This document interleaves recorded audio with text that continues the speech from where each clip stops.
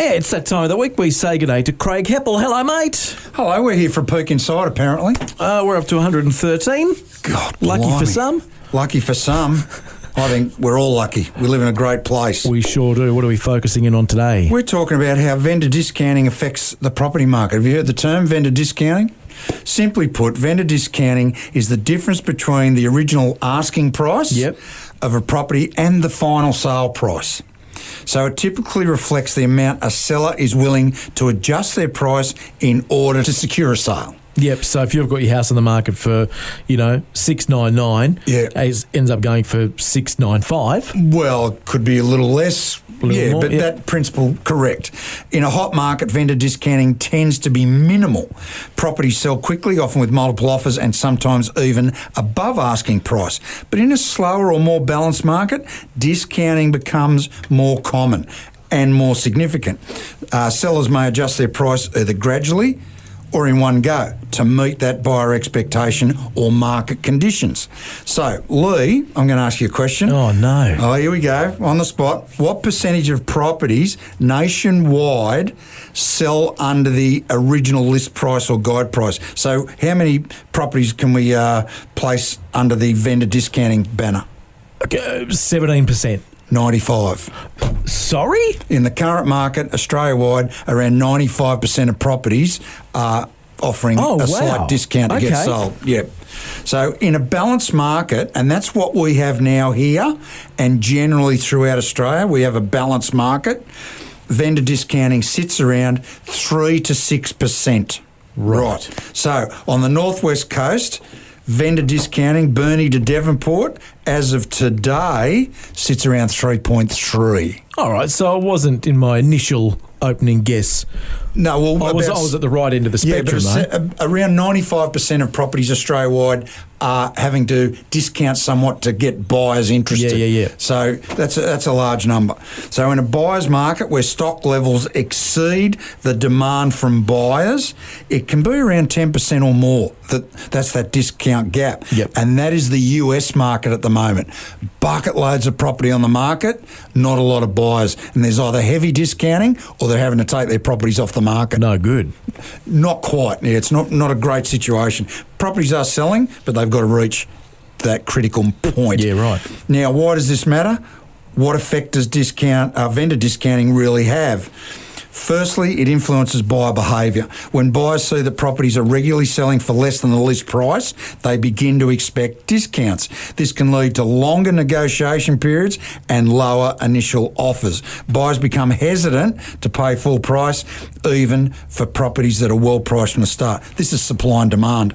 Secondly, vendor discounting can distort market perceptions. High levels of discounting can make it seem like the market is weaker than it really is. If data shows that properties are consistently selling 5 to 10% below their asking price, it can dampen buyer confidence, even if overall demand remains stable.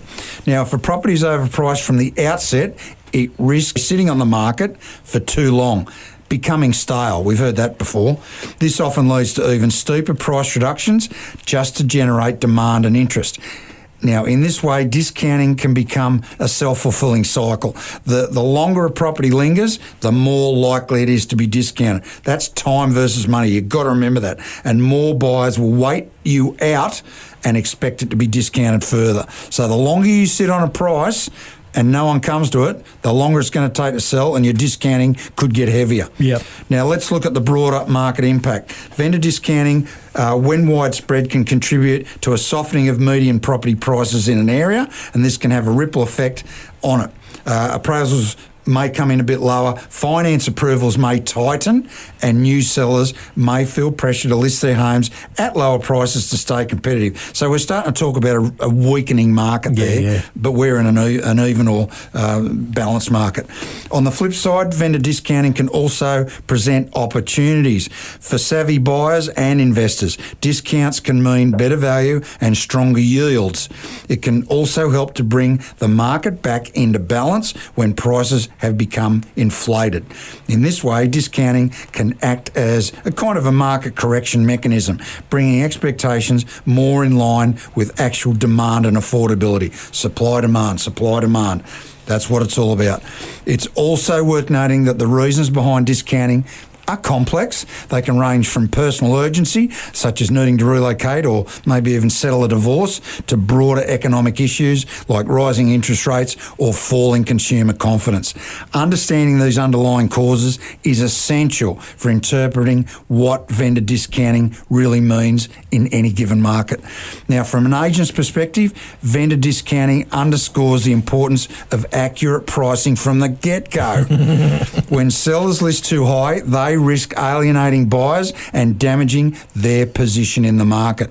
But when properties are priced realistically, they tend to attract more attention and sell faster. Please listen to that. Get more attention early and sell quicker, often with less need for negotiation. Yep.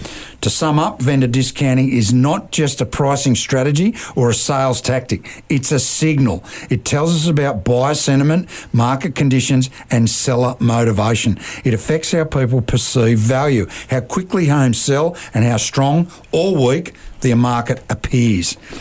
Now, by understanding how vendor discounting works and what drives it, we can better navigate today's property landscape, whether we're buyers, sellers, investors, or professionals working within the industry. Right now, the market in the Northwest is a balanced market. Don't let anyone tell you otherwise. Just enough stock for just enough buyers. Median prices have risen around 1 to 3% across the board in the last 12 months. Yeah, okay. So it's steady. Not too hot, not too cold. It's just right. Where have I heard that before? Early in the morning, I think. Goldilocks. Awesome, mate. Thanks for coming in as always. Really appreciate it. Love it. And if you want to know more, if you want to know what your home is really worth and the length of time it would take to sell, give me a call, 0400 180 515, or go to alversonrealestate.com. And that, my dear friends, was a peek inside. See you next week. Good night.